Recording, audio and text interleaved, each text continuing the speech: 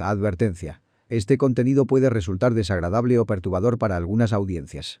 Al parecer, además de recibir un disparo en la cabeza, la mujer seguía viva después de recibir 6 puñaladas. Policías de Reddit. ¿Cuál es la peor situación a la que habéis sido llamados?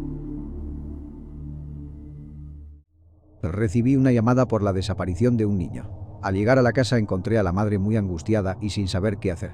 Llamé a todo el mundo para que buscara primero en la casa y en la propiedad y decidí empezar en el patio trasero, ya que se trataba de un gran terreno arbolado sin vallado aparente. Tras unos 10 minutos encontré al niño.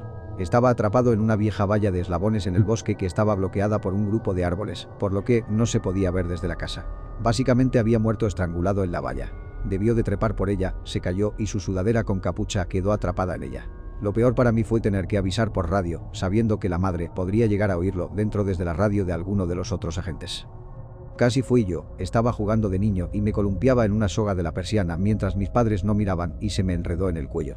Si mi primo no hubiera estado en ese momento para ir a avisar a mi padre y de que mi padre no supiera hacer CPR, resucitación cardiopulmonar, probablemente estaría muerto ahora mismo. Eso fue un pensamiento bastante aterrador por un tiempo. Sin embargo, el hospital me regaló un oso de peluche vestido de médico, así que al final todo fue bien. Obligatoriamente no soy yo, pero mi padre era policía. Fue el primero en responder a un espeluznante accidente en el que una joven que iba a toda velocidad había atropellado a 4 chicas y las había lanzado muy lejos. 2 de las chicas murieron en el impacto, pero cuando mi padre llegó, vio que mi hermana era una de las chicas golpeadas. Mi hermana sobrevivió, pero resultó gravemente herida. Estuvo en el cuerpo durante 25 años y vio muchas cosas horripilantes, pero sigue confesando que ese fue el peor día que tuvo en su carrera. No soy policía, pero el conductor de nuestra empresa solía ser un sargento de la policía local. Una vez cuando me llevaba al aeropuerto empezó a hablarme de un caso de suicidio al que tuvo que asistir. Solía hacer esto en aquellos trayectos en la madrugada, cuando uno ya no podía escapar del coche. Se trataba de un agricultor local y básicamente el tipo se había disparado en la cabeza con una escopeta. Esto en sí mismo no le afectó. Había visto muchas muertes y suicidios y siempre era capaz de despegarse. La cosa es que en este caso, mientras examinaba la escena se dio cuenta de que justo al lado de donde estaba el tipo habían casi 2 paquetes enteros de colillas en el suelo. Empezó a pensar en el hombre sentado en aquel cobertizo a oscuras durante horas, con la escopeta al lado y al tipo fumando y pensando en de que si debía hacerlo o no, y le impactó tanto esta imagen que se le hizo imposible olvidarlo. Se obsesionó con aquellos últimos momentos y con lo mal que debía haberse sentido el tipo. Llegó a ser tan grave que acabó pensando en esa imagen todo el tiempo. Al final tuvo que ir a terapia porque lloraba al azar y empezó a deprimirse muchísimo. A veces simplemente tienes que hablarlo en voz alta con alguien. Mi padre fue paramédico durante años y he escuchado muchas historias horribles. Mi madre fue agente de policía en Reino Unido en los años 80, pero se vio obligada a retirarse tras romperse la espalda en un accidente. Una vez me contó que tuvo que investigar un disturbio doméstico. Una pareja se había peleado y, cuando llegó la policía, el marido estaba tumbado en el pasillo, gimiendo con un destornillador clavado en la oreja. Resulta que la mujer había descubierto que él le era infiel y decidió apuñalarlo en la oreja con un destornillador y, posteriormente, trató de revolverle el cerebro. Al parecer era un destornillador bastante grande y al final no lo consiguió. Este caso es el que se me queda grabado. Mi padre, policía, y mi madrastra, oficial de escena de crimen, asistieron al caso del camión lleno de inmigrantes chinos muertos. Metidos dentro de un cargamento de tomates, las verduras se descompusieron y envenenaron a todos los inmigrantes menos a 2 con monóxido de carbono. 58 personas murieron, incluidos niños y bebés dentro. Mi madrastra tuvo que recorrer ese camión entero, barriendo en busca de migajas de ADN o huellas dactilares, sin perturbar los cuerpos que aún estaban allí dentro para poder obtener pruebas in situ. La traumatizó tanto que no volvió a trabajar y aún sufre las secuelas de estrés postraumático. Mi padre estuvo otros 10 años de servicio, pero sigue afirmando que fue lo más horrible que ha presenciado. No soy policía, pero el hombre para el que trabajo es un policía retirado. Un día que siempre recordará fue cuando recibió una llamada para ir a una casa en la que se oyeron disparos. Acudió al lugar y entró en la casa. Lo que encontró fue un hombre que se había volado la cabeza con un calibre 12. Eso le horrorizó, pero más tarde descubrió los cadáveres de los hijos del hombre con agujeros en la espalda, así como a su mujer. El hombre se suicidó, pero no sin antes llevarse su familia entera. Se quedó en shock por ello. Su jefe le dio el resto del día libre. La asistente legal de defensa criminal aquí. Tengo un caso en el que un agente penitenciario empezó a abusar de su hija a los 8 años y le prometió un nuevo cachorro a cambio de ello. Encontraron el ADN de ambos en la mayoría de los sofás y muebles, en los cojines, en el suelo, en la alfombra del pasillo, en el baño y en varios juguetes. El perro ahora tiene 7 años y fue al tribunal con ella como su animal de apoyo. Fue surrealista.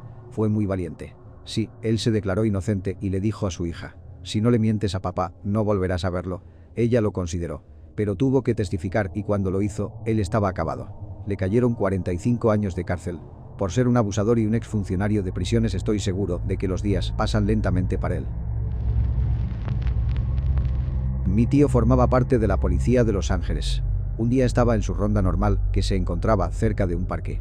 Se dio cuenta de que un gran grupo de adolescentes, de unos 13 o 15 años de edad, estaban reunidos cerca de un árbol. Muchos de ellos se dispersaron al verle, pero algunos se quedaron quietos. Se acercó a ver qué pasaba y vio 2 bolsas. Una Ziploc llena de dinero en efectivo, y la otra era una bolsa grande de papel de color marrón la cual estaba doblada y cerrada. Les pidió que abrieran la bolsa de papel y dentro encontró una cabeza humana. No una máscara, sino una cabeza de verdad. El líder del grupo cobraba dinero a los niños por verla y así hacía caja. No hace falta decir que mi tío tuvo que confiscar una cabeza humana ese día.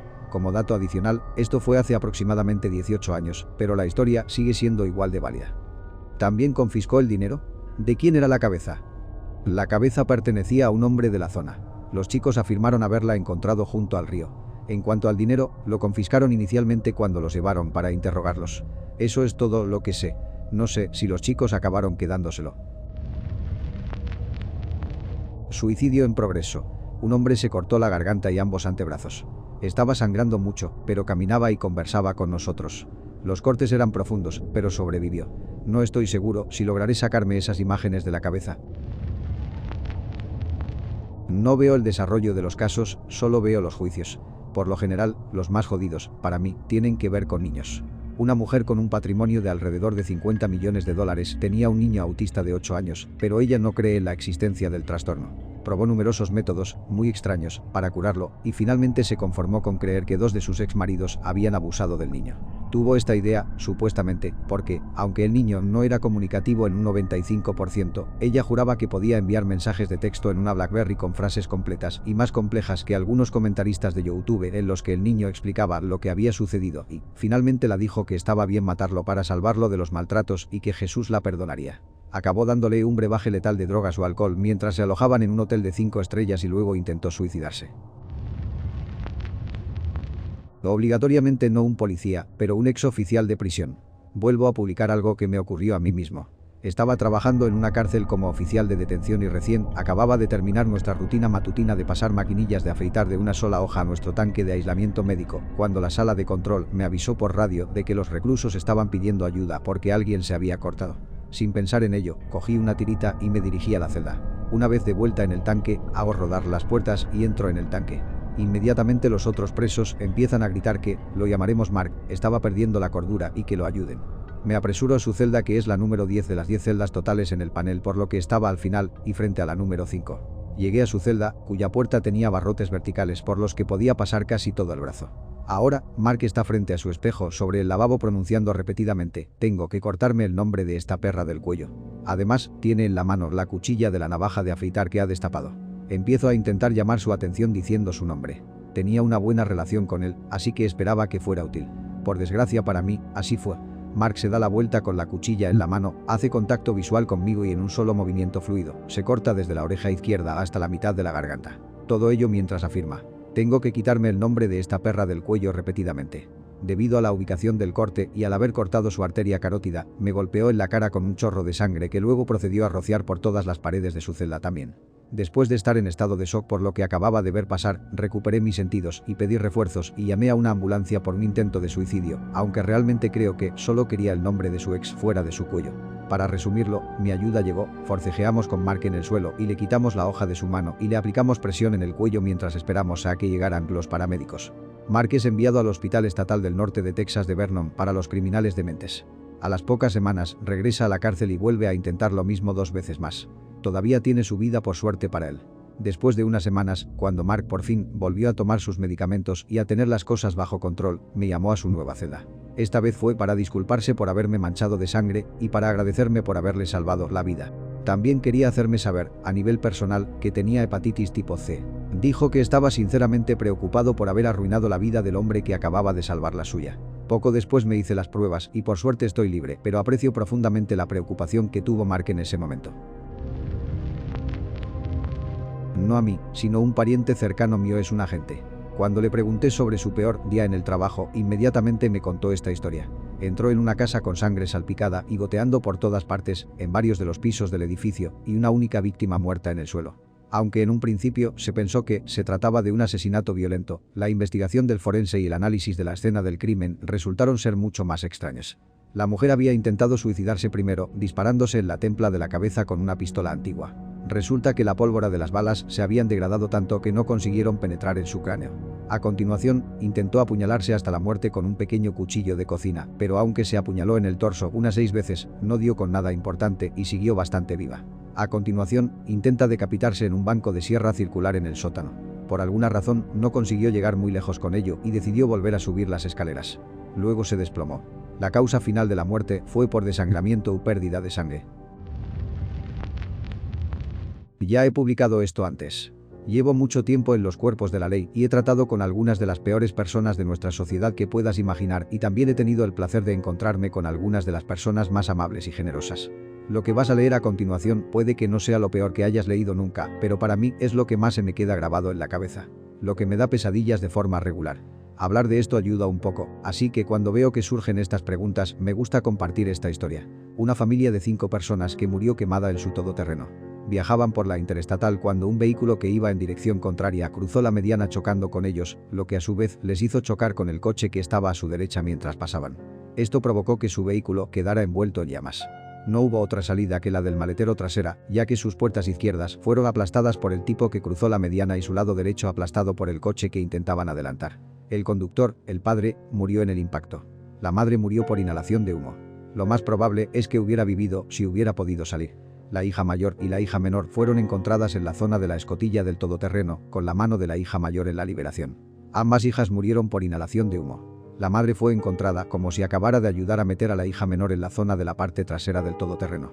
El hijo que estaba sentado delante murió por inhalación de humo, pero lo más probable es que hubiera muerto de todos modos debido a los traumatismos por objeto y las quemaduras. Puede que esto no sea lo más jodido con lo que he tenido que lidiar, pero seguro que es lo más traumatizante que espero no tener que volver a ver. Estuve realmente mal por un tiempo después de eso. Esta familia se dirigía a la universidad local para ver a su hijo, al que no habían visto en unos meses. Estábamos a 3 kilómetros de la universidad y me ofrecí para ir con el capellán y darle la noticia al hijo. Este chico perdió a toda su familia en una fracción de segundo. Dijo que lo último que le dijo a su madre fue: "No vengas aquí, ninguna de las familias de mis amigos los visitan y solo me avergonzaríais". Estaba completamente destrozado. Después de todos estos años sigo en contacto constante con él y es prácticamente un hijo más para nuestra familia. He visto pasar esto demasiado. Nunca sabes cuándo puede ser la última vez que los ves o que ellos te ven a ti. Amigos, no le den esto por sentado, vuestra vida o la de vuestras familias puede acabarse en un abrir y cerrar de ojos. No importa la pelea, discusiones, etc., siempre hazles saber que los quieres. Abrázalos, bésalos y acéptalos.